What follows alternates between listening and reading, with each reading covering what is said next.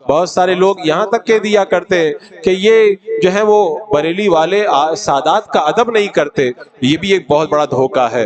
میں کہتا ہوں کہ سادات کا جو ادب اعلیٰ حضرت اور ان کے خانوادے نے بتایا ہے نا، اس دور میں اس کی مثال کون لا کر کے پیش کر سکتا ہے؟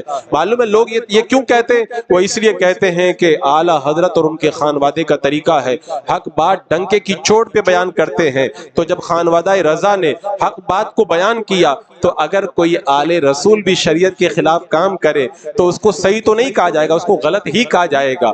تو صحیح بات بیان کرنے کو آپ سادات کی بے ادبی نہ سمجھے، یہ تو نانا کا دین بیان کرنا ہے. ورنہ میں بتاؤں یہ سادات کرام کا ادب ہمیں کیسے سکھایا ہے. اللہ اکبر. اعلیٰ حضرت امام اہل سنت رضی اللہ تعالیٰ عنہ کی بارگاہ میں ایک آدمی کو، بچے کو ملازم رکھا گیا، ایک نوجوان تھا ملازم رکھا گیا. چند دن کے بعد پتہ چل گیا کہ یہ تو آل رسول ہے، سید ہے.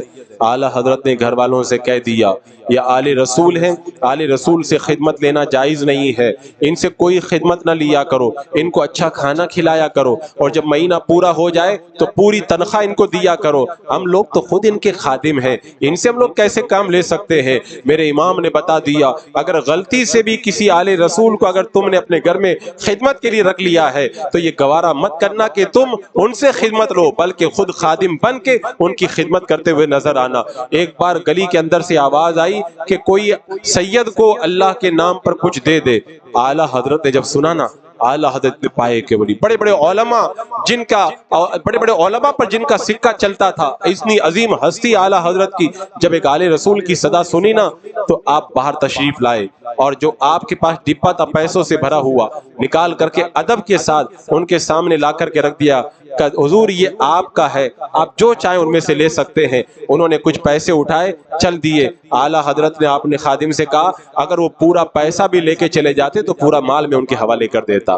کیوں؟ اور اس کے بعد میں اعلیٰ حضرت نے بتایا بھی اگر کبھی ان کو ضرورت پڑے اور یہاں پر گلی میں یہ آئیں، ان کو صدا مت لگانے دینا، صدا لگانے سے پہلے ان کی بارگاہ میں نذرانہ پیش کر دینا.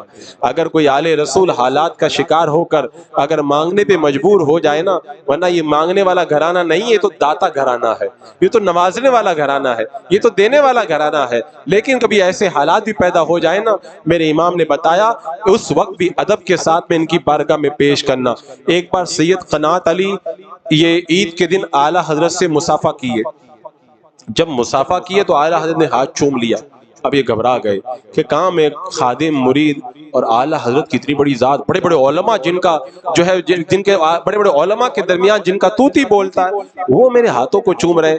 آپ کے خاص لوگوں سے معلوم کیا سید قنات علی نے کہ مجھ کو بات سمجھ میں نہیں آ رہی، اعلیٰ حضرت نے آج میرے ہاتھ کیوں چومے؟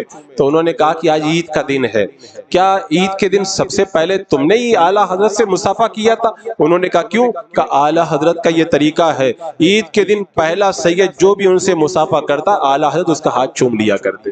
یہ ہے سادات کا ادب. ایک بار اعلیٰ حضرت اپنے اپنے گھر کے اندر تشریف فرماتے، تبھی جو ہے وہ کسی نے جو ہے وہ مولانا نور محمد صاحب نے سید صاحب کو آواز دی قنات علی قنات علی. جب یہ آواز آپ کے کانوں میں پڑی نا، آپ نے بلایا مولانا صاحب کو، کہا کہ تم قنات علی کہہ کے بلا رہے ہو، کیا مجھے بھی کبھی ایسے بلاتے ہوئے دیکھا ہے؟ یعنی اعلیٰ حضرت کے وہ خادم ہیں بظاہر، لیکن اس کے باوجود بھی اعلیٰ حضرت کہتے ہیں میں نے جب ان کو کبھی اس طرح نام لے کے نہیں بلائے، یہ آل رسول ہے، جس طرح میں ادب سے بلاتا ہوں تم بھی ان کو بلاؤ تو ادب کے ساتھ میں بلایا کرو. یہ آل رسول کا ادب ہمیں اعلیٰ حضرت سرکار نے سکھایا ہے. اور خود ماریرا کے سجادہ نشین سید مہدی حسن رحمت اللہ تعالی علیہ فرماتے ہیں جب میں بریلی شریف جاتا، اعلیٰ حضرت اتنے بڑے عالم ہونے کے باوجود خود اپنے ہاتھوں میں پانی لے کر کے میرے ہاتھ دھلوایا کرتے تھے. اس قدر سادات کا ادب ہمیں ہمارے امام نے عطا فرمایا. اعلیٰ حضرت کے دربار کا طریقہ یہ تھا کہ اگر شیرنی بانٹتے تھے میلاد کے بعد میں تو سادات کو ڈبل حصہ دیتے تھے. ایک بار سید محمود صاحب وہاں میلاد میں موجود تھے، جب شیرنی بانٹی تو غفلت کی وجہ سے ان کو ڈبل حصہ نہیں دیا گیا، ایک ہی حصہ دیا گیا. اعلیٰ حضرت کی بارگاہ میں پہنچ کے کہا حضور آپ کے دربار کا تو یہ رواج ہے کہ آل رسول کو ڈبل حصہ دیتے، مجھے تو ایک ہی ملا. आला हजरत ने सुना तो फौरन बुलाया शीरनी बांटने वाले को और कहा कि पूरी सीनी शीरनी से भर दो और उसके बाद में इनकी खिदमत में पेश करो। और कहा मैं माजरत चाहता हूँ, मुझे नहीं मालूम था कि आपको एक ही हिस्सा मिला। तो सैयद साहब ने कहा हुजूर मैं ये नहीं कह रहा था कि मुझे इतना दिया जाए, वो तो मेरे दिल को तकलीफ हुई तो मैं आपको कहने के लिए आया। आला हजरत ने फरमाया नहीं, इसको कबूल करना पड़ेगा। उन्होंने जब मना किया, आला हजरत ने कहा नहीं, एक खादिम को भेजा, कहा ये पूरी सीनी शीरनी से भरी हुई जाकर के इनके घर पे जाकर के पहुंचा करके आओ। ये अदब मेरे इमाम ने सादात का सिखाया। और आपको मालूम है जब आला हजरत की बारगाह में तोशा शरीफ की नियाज होती थी तो क्या मंजर होता था, पूरा एहतमाम, वो तो पूरा नक्शा कभी इंशाअल्लाह मैं बताऊंगा तोशा शरीफ की नियाज वहां पे कैसी होती थी। बहरहाल जब नियाज हो गई तोशा शरीफ की एक मौके पर, तो आला हजरत सरकार ने फरमाया अब सब लोग बगदाद शरीफ की तरफ रुख करके खड़े हो जाओ। और उसके बाद में सादात को बुलाया, सारे आले रसूल आगे आ जाएं, और सबको आगे खड़ा किया। आला हजरत उनके भी पीछे खड़े हुए और कहा कि ऐसे मौके पे आले रसूल को आगे खड़ा किया जाएगा, हम उनके पीछे खड़े होंगे। ये सादात का अदब, क्योंकि मेरे इमाम ने तो कहा ना कि तेरी नस्ल पाक में बच्चा बच्चा नूर का, तू है ऐने नूर, तेरा सब घराना नूर का। मेरे इमाम सादात का अदब नहीं करेंगे तो कौन करेगा। और सरकार मुफ्ती आज़म हिंद का आप तरीका देखे कैसा अदब था। हैदराबाद की सरजमीन है, हैदराबाद के अंदर एक प्रोग्राम रखा गया, बहुत बड़ी कॉन्फ्रेंस है, बहुत बड़ा उलमा का मजमा है, हुजूर मुफ्ती आज़म के दीवाने सब।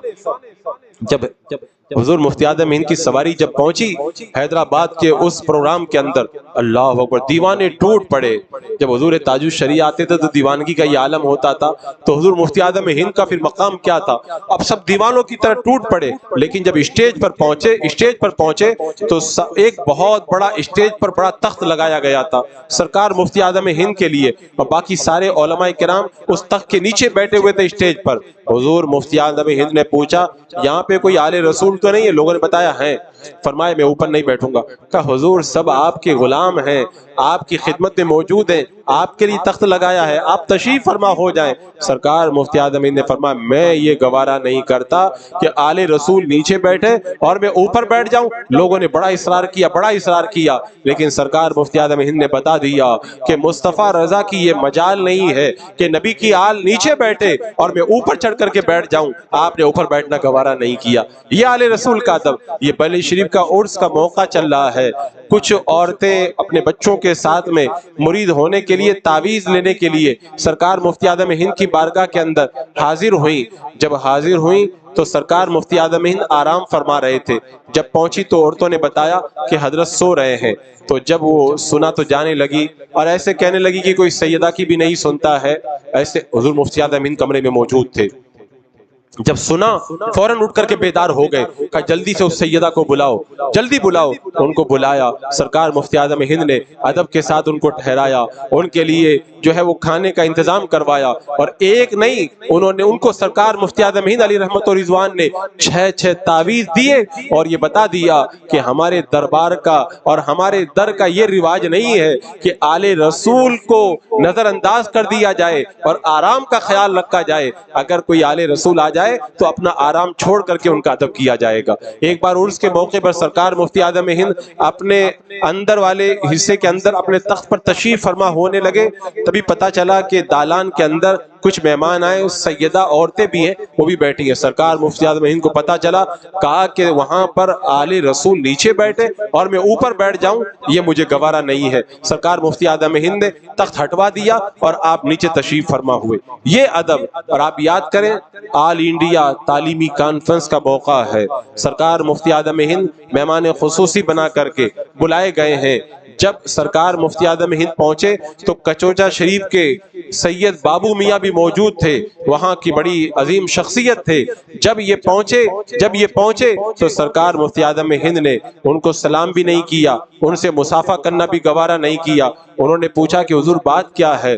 कहा कि मुझे पता चला है कि वहाबियों के बारे में तुम्हारे ऐसे ऐसे ख्यालात हैं। उन्होंने कहा नहीं हुजूर, वहाबियों को मैं काफिर ही मानता हूँ। उन्होंने अपना अकीदा बयान किया। अब आप देखें, मंजर देखें। उसके बाद में लोगों ने अपने माथे की आंखों से देखा, बुढ़ापे منافق عالم ہے، لوگ سرکار مفتی اعظم ہند کے دیوانے ہیں۔ اس دور میں بھی سرکار مفتی اعظم ہند رحمت اللہ تعالی علیہ نے اپنے سر سے امامہ شریف اتارا اور پھر بڑے ادب کے ساتھ میں سید بابو میاں کے قدموں میں بیٹھ گئے۔ لوگوں نے دیکھا، ان کی آنکھوں میں آنسو آ گئے۔ سرکار مفتی اعظم ہند نے فرمایا، پہلے جو میں نے ملنے سے انکار کیا تھا وہ آپ کے نانا کی شریعت پر عمل کرنے کے لیے کیا تھا، اس لیے کہ بد مذہبوں کے حوالے سے آپ کے نانا کی شریعت کا حکم یہی ہے، لیکن جب آپ نے بتا دیا کہ میں ان وہابیہ کو کافر مانتا ہوں، اب نسبت رسول کا ادب کرتے ہوئے میں اپنا سر آپ کے قدموں میں رکھتا ہوں۔ اور سرکار مفتی اعظم ہند نے پھر ان کا ادب کر کے بتا دیا کہ آل رسول کا ادب اس طریقے سے کیا جاتا ہے۔ عزیزان مکرم، یہ تو ریت ہے خانوادہ رضویہ کی کہ وہ اہل بیت کا پیال لوگوں کے دلوں کے اندر پلاتے ہیں۔ خود حضور تاج الشریعہ رحمت اللہ تعالیٰ علیہ کو دیکھا گیا، آپ کے وصال سے 2 دن یا 3 دن پہلے کی بات ہے، ہاسپٹل میں آپ ایڈمٹ ہیں، بمبئی سے کسی کا فون چلا گیا تو کسی نے کہا حضور سید صاحب کا فون ہے۔ حضور تاج الشریعہ بہت کمزور تھے، پاؤں ہلانا بھی بڑا مشکل تھا، لیکن اس نازک عالم کے اندر بھی حضور تاج الشریعہ رحمت اللہ تعالیٰ علیہ نے فون ہاتھ میں نہیں لیا، پہلے اپنے قدموں کو سمیٹ لیا، جب پاؤں اکٹھا کر لیے، پوری کمزوری کے باوجود پاؤں سمیٹ لیے، اس کے بعد میں فون ہاتھ میں لے کر کے سید صاحب سے بات کی اور یہ بتا دیا، آل رسول اگر نگاہوں کے سامنے ہو تب تو اس کا ادب کیا ہی جائے گا، اگر آل رسول سینکڑوں کلومیٹر دور بیٹھا ہو اور فون پر بھی اس سے بات کرنا ہو تب بھی آل رسول کا ادب کیا جائے گا۔ بتاؤ ادب کی ایسی باریکیاں ہمیں کون سکھاتا ہے؟ آپ پاکستان کی سرزمین کو یاد کریں، پاکستان کی سرزمین پر انٹرنیشنل عید میلاد کانفرنس ہے۔ اب اس کانفرنس کے اندر علماء کا مجمع ہے، مشائخ، سادات کرام، پتہ نہیں کہاں کہاں سے علماء آئے ہیں، اور مہمان خصوصی کے طور پر بغداد شریف کے سجادہ نشین بھی موجود ہیں۔ جب اسٹیج پر علماء موجود تھے، اس کی مجال ہے کہ بغداد شریف کے سجادہ نشین کی ٹائی کے بارے میں کوئی کچھ کہہ دے۔ حضور تاج الشریعہ جب اسٹیج پہ تشریف لائے تو آپ آگے بڑھے، سب سے پہلے اس سجادہ نشین عظیم ہستی کے پاس میں گئے اور جانے کے بعد ٹائی پکڑ کر کے کہا کہ نانا کی شریعت کا یہ حکم ہے کہ ٹائی پہننا حرام ہے، دلائل دیے۔ جب سید صاحب نے دلائل سنے تو انہوں نے ٹائی کو اتار دیا۔ جب ٹائی کو اتارا تب حضور تاج الشریعہ رحمت اللہ تعالیٰ علیہ نے ان کے ہاتھوں کا بوسہ دے کے بتا دیا، پہلے جو میں نے ٹائی اتارنے کے لیے آپ سے کہا تھا وہ نانا کی شریعت کا حکم بتایا تھا، اب جو میں ہاتھ چوم رہا ہوں وہ نانا کی نسبت کا ادب کر رہا ہوں۔ تو یہ سادات کرام کا ادب کرنا، یہ تو ہمیشہ سے اہل محبت کا طریقہ رہا ہے۔